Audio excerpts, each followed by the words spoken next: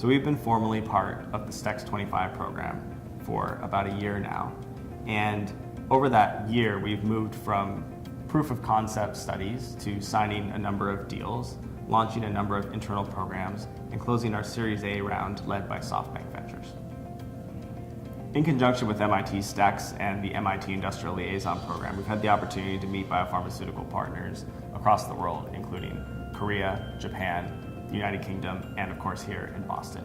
Having the opportunity to sit down with senior leaders from biopharmaceutical companies through the conduit of MIT, it provides a forum for senior leaders and entrepreneurs to interact in a way that's actually productive, focus on turning that innovation into a reality that can be implemented in a large industrial company.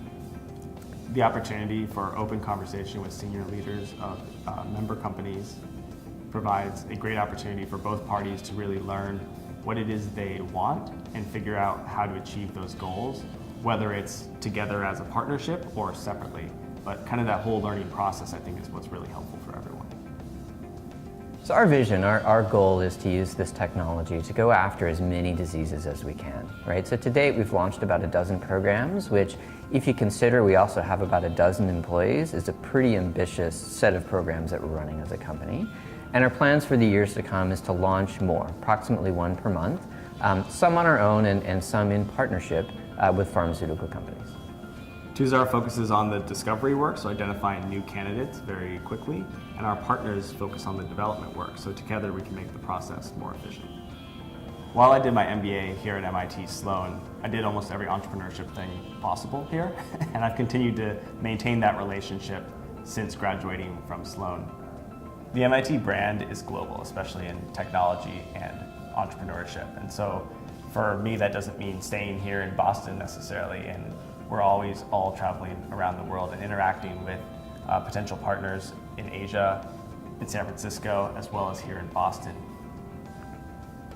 There's a whole community of support behind our organization. Not only is it great academic institutions like MIT through the ILP program, but Stanford University through the StartX program, but we also have support from the NIH with grant funding, with our wonderful advisors such as Judy Lewin, former CFO of Merck, and of course our investors, right, Andreessen Horowitz and SoftBank.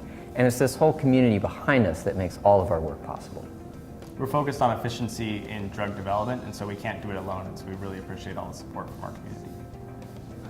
One of the hard conversations we have on a daily basis is around artificial intelligence and what that means. And so there's lots of companies in the artificial intelligence-driven healthcare and life science space, but I think the challenge is understanding what problems they're solving.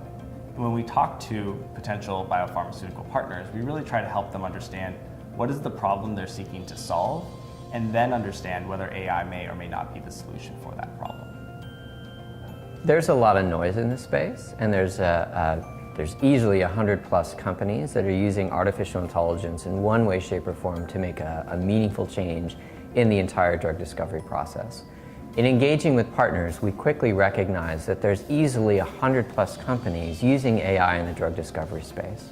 And we try to quickly focus the conversation on what's the problem that the pharmaceutical company is trying to solve, right? Because all of these different companies are going after solving different problems, but all using a very similar tool set. And for us, it's about connecting the problem that they want to solve with the solution that we have in-house. So the vision of this company is to deploy this technology to make the biggest impact in human health that we can. And that starts with running as many disease programs as possible. And so we've already launched about a dozen disease programs to date, which is pretty impressive considering we've only got a team of 12 behind all of the work that we're doing today. And our plan for the future is to continue to launch more and more programs, approximately one a month for the years to come. For us, artificial intelligence means predictive algorithms, and that allows us to make better decisions when we're developing drugs and help us make better decisions with our partners as we move drugs forward towards the clinic.